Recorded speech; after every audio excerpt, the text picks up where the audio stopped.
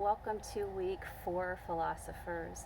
We're diving into the area of metaphysics called philosophy of religion. I hope you get a chance to go outside sometime this week and to read or write or color or contemplate as you dig into some of these deep questions. Chapter 4 is in many ways one of the most interesting, at least to me, but maybe I'm biased since that's one of my areas, but it's also one of the most difficult, right? We're told not to talk about religion in mixed company, right? It's a very intimate, right, part of who we are, even if, right, part of our belief system is that we reject the idea of a God, or we reject the idea of some kind of ultimate reality, right? That's still an intimate part of who we are and what we believe. And so again, continuing to push you away from, well, that's just my opinion, right? A belief that a deity, a divine, or an ultimate reality, right, underlying all of this, a belief that that exists or doesn't, right, is not just an opinion, right? It's one of your beliefs. It should be something foundational to who you are. And maybe you're still on that journey, right? But it's still a belief that you are cultivating, that you are hopefully reflecting upon and changing if you come across new and better reasons to believe something different. So my aim is not to make you believe anything in particular, but to help you, give you the resources to figure out your reasons for what it is you do believe, right? So again, this is such an intimate question. What do you believe about religion? What do you believe about God? Or outside of the theist tradition about some kind of ultimate reality, right, is something I want you to take very seriously, right, and not just go through the motions of doing the quizzes, right, and things, but really digging into this chapter, because it's going to be really foundational, and all of metaphysics is for the other areas of philosophy that we're going to be embarking upon, right? It affects how you live your life, how you treat other people, right? And how you find meaning and purpose in this world, right? So your ethics is going to be tied to, right, your position, right, on a divine or ultimate reality. And that's not to say that a belief in the divine means that you're going to have good or bad morality. It just means that those two questions are very intimately tied together, right? The other thing I want to mention is that, if it's just a belief that's been handed down to you and you've never critically reflected upon it and your reasons for believing it, then is it a belief of yours, right? Or is it just blind faith, right? If you look into the PowerPoint that has the voiceover, I go a little bit further in depth into Kierkegaard's leap of faith, which I think is very distinct from just blind faith, right? So, and that's not to be critical, right, of you, because for many of you, right, this may be the first time that you've started to interrogate the questions of your belief. Maybe you've only just gone to church because that's what, right, the people in your community have done, that's what your parents have done. It seems to do well for them, right? And so you've kind of gone along. And so now is the first time for some folks that you've really dug into, well, why do I believe this? And why am I going to continue to believe this and have this be an integral part of who I am, right? And my identity in this world. So I want to look at just a couple of fallacies that I want you to be aware of, some objections or critiques, right, particularly of the position that God exists or an ultimate reality exists. And then finally look a little bit at story and some of the stories that I have up for you to look at, and then one that is not up for you to possibly contemplate or read for a final topic or just on your own. So fallacies, I want to look at 3. There's several more that can come up when we're talking about religion and belief in God or an ultimate reality. The first and one of the most prominent, and I've already mentioned this before in a previous video, is the beg the question fallacy, right? And so beg the question is also thought of as circular argument, right? So you're just not going anywhere, right? That's what it means to say you beg the question. You've not done anything new, you've not advanced the argument in any way. So if we say, I believe in God because I believe in Scripture, and I believe in Scripture because I believe in God, right? We're just making a circle, we're chasing our tail. That's not to say that you shouldn't believe in Scripture, right? Or that you shouldn't believe in God, right? But if you've not given any other reasons outside of those two, right? If they're just circular with one another, then you're begging the question, you've committed that fallacy. And you have to ask yourself, do I have any good reasons for believing that Scripture, right, is believable and should guide my belief in anything, so then I can get to God? Or do I have beliefs, reasons outside of Scripture that tells me I can believe in God, therefore I can believe in Scripture? And there are many that you can find inside natural theology within chapter 4 and the PowerPoint, and outside of that as well. The second would be bandwagon fallacy, and I've already basically alluded to that, and that is, right, that's the everybody's doing it fallacy, right? So my parents have always gone to church, right, or synagogue or mosque, so I go, right? Everybody I know, and these are all good people, right? They all believe, so I should believe. So that's actually a fallacy, right? That's just following what other people have said, but not actually looking for your own reasons. Okay. The next would be ad hominem, and so that's used typically as an attack, right, on someone, or it seems to be an attack on the person rather than the argument or the belief itself. So that might go something like, all theists are problematic, right? Because look what religion has done to the world, right? Look at the effects of all these bad people who were theists or Christians or whatever the religious group might be. Therefore, I shouldn't believe in that, right? So that would be an ad hominem attack. I'm attacking the person or the group, right, who might hold a belief rather than the belief system itself. And you could flip that as well, right? And so I've heard people say, well, see all the horrible things that atheists have done, right? So that would be another example. You're attacking the person rather than the argument itself. Okay? So those are just a few fallacies. You can look under the fallacy logic module, and there's definitely many more you could apply to religion. So keeping an eye out for those in your own arguments as well. The next would be objections. So there's several objections or philosophical dilemmas that come up when we're talking about belief in God or belief in an ultimate reality. But I want to focus on just a few. The first is the problem of evil. And you've probably encountered this or thought about it, right, growing up at some point, right? You've lost a loved one, or you've seen a natural disaster, or you've seen some sort of evil in the world.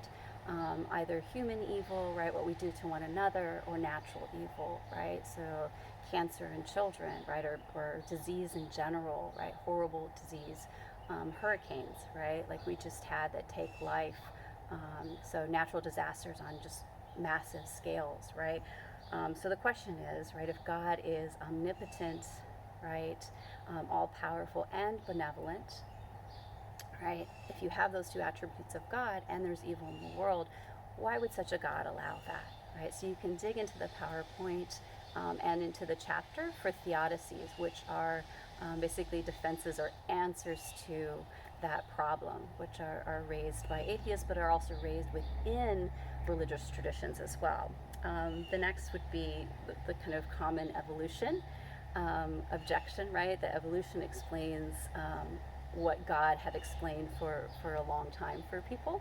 And then within anthropology, you get with Feuerbach in the chapter this idea that God is real, but only in the sense that we created God, right? So God, again, is not omnipotent in the classic sense, but we were the creators of God because we needed God, right, in order to survive as a species. So those are a few different objections that, right, you would need to deal with, right, that you would need to respond to. And there's various ways to respond to that. Some might be, for example, with evolution, you might take the fallacy of the false dilemma and say, I can believe both, right? So for those of you, particularly at OLLU, or a Catholic institution, It's important to remember, right, that the Catholic Church actually embraces both, right? Embraces science, embraces evolution. That's been a part of the tradition since Vatican II. So that's already built into your own tradition, right? If you are Catholic, so keep that in mind. That might be a false dilemma. If somebody says, "Well, we have evolution," then as a response, you can say, "Well, that's a false dilemma. I don't have to choose. I can believe that in God and evolution at the same time." And for others who are strict materialists, you might say, "Why do I need something beyond?" Right, the material sort of scientific explanations of the world. All right, so finally I want to get to the importance of story when we're dealing with searching for our religious beliefs. And I want us to think about how story, first of all, is another way in which we pass down wisdom, right? So remember, for Mitchell, she has a much more global perspective about philosophy as the love of wisdom, and there are multiple ways in which we pass that wisdom down, and some is through individual philosophers who wrote things down, right, in a very kind of classic prose, but others, there's oral traditions, right, there's written stories, there's art that conveys story and passes down wisdom, and often that's a way of getting us outside of our own bubble and helping us kind of see, right, what is familiar in the foreign and what is foreign in that which is familiar to us.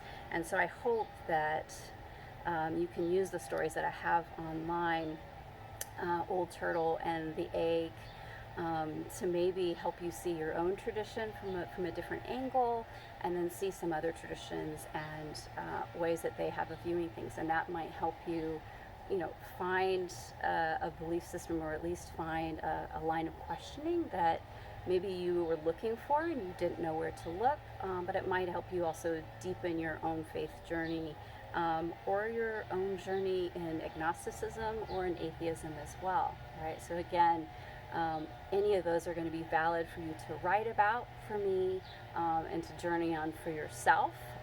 What I'm looking for is, do you have reasons for your beliefs? And do you have responses to objections that are put to your beliefs? Okay, so I'm just going to give you a couple little excerpts from the stories I have, and hopefully you'll go. And the egg video is fantastic. It gives me chills by the end every time. So I hope you watch the entirety of that, and then Old Turtle as well, and then I'll give you a third. So there's a line, I'm not going to read all of it because the video is so much better, but there's a line in the egg video where the person is talking to this higher being, and that's all I'll say. And they're sort of going back and forth, and he's asking, or they're asking this higher being about, basically the meaning of life. And they say, "I looked you in the eye and said, the meaning of life, the reason I made this whole universe, is for you to mature," right? And I love it because it can be applicable to Buddhism, of course, but it can also be applicable to the elements of Christianity, right? Responses to the problem of evil, right? So taken as a whole, the story really kind of leans, I think, very Eastern in its philosophy, but I think there are ways in which to mine this idea of growth and maturity in relationship between creator and creation within Abrahamic traditions as well. And I apologize for the outside noise, but I wanted to be outside today. So the next one is from Old Turtle. So I have the full story with all of the beautiful watercolor online, and a little bit more about it in the PowerPoint. So it's just gorgeous. And so it's about this argument that starts happening between all of God's animal and physical creations, and then the humans come as well. And so it's this question about, how do you describe God, and can you describe God, and what happens when we argue about God, right? So it's not to say we shouldn't have these discussions at all, but when we get so caught up in our own projections, what is the danger of that? The danger for one another, the danger for the earth around us, and then the danger for our own relationship with a God that is, or a being, right? Or a reality that is infinite, whereas we are finite beings. So at one point it says, but the people forgot, and this kind of like desolate, the people forgot that they were a message of love and a prayer from the earth, and they began to argue about who knew God and who did not, and where God was and was not, and whether God was or was not. And often the people misused their powers and hurt one another or killed one another, and they hurt the earth, until finally even the forests began to die, and the rivers and the oceans and the plants and the animals and the earth itself, because the people could not remember who they were or where God was. And so that always gets me thinking about, right, how these arguments intensify, right, to the point that we cannot speak to one another, and the real damage that causes. So there's real damage to be had when we can't have these important conversations and respect one another and be humble enough, right, to admit what we don't know. So going all the way back to that first week and Socrates' definition of wisdom, right? The wise are those that know what they don't know, that they are limited, and that they might need other perspectives to come in, right? That we are never done knowing. So as soon as we think that we have cornered the truth about God or about anything that important, we should see red flags going up, right? That is quite dangerous. Certainty can be a dangerous thing, right? And saying, that's it, I know it, I don't have to engage anymore, can be quite dangerous. And to that, I just want to kind of give a shout out to this book by Octavia Butler, and it came out about 27 years ago. The author has since died. So this is a Parable of the Sower. This is a much older front to it, but it finally reached the bestseller list this week, 27 years after she published it. Unfortunately, after she died. She's one of the most amazing sci-fi authors, right? Black female sci-fi author that you need to know and you need to read at some point in your journey. And so the amazing thing about this book is it's extremely timely, right? There's all kinds of environmental issues going on within this world that takes place in 2024, so not too far off. There's political turmoil, there's, right, sort of this drug problem that's happening as well. There's migration of people, right, because of environment, because of political turmoil. So it's very familiar to what we're going through now, and yet I think it also gives hope, right? The main character, Lauren, discovers, and she's very clear, she discovers and does not invent a religion called Earthseed. And it's, to me, sounds kind of a mixture of what you'll see in chapter 4, a mixture of a little bit of Buddhism, a bit of Taoism, and I think a bit of a really good dose of process theology, although I've never read anything of her saying that that's what she pulled from. So just a quick excerpt where she starts writing down these, what we might today call scriptures, but these lines from her new religion that she says she discovers, the main character. So she says, why is the universe to shape God? Why is God to shape the universe? All that you touch, you change, and all that you change changes you. The only lasting truth is change. God is change. And then she goes on in this chapter early in the book to say, I'll use these verses to pry them loose from the rotting past and maybe push them into saving themselves and building a future that makes sense. Right? So religion is not, while intimate to us, is not something private. What we believe, right, about religion has an impact on the world, right? So whether you're an atheist and a humanist, right, you have to answer the question of what do we owe one another, what's our purpose, how do we find that?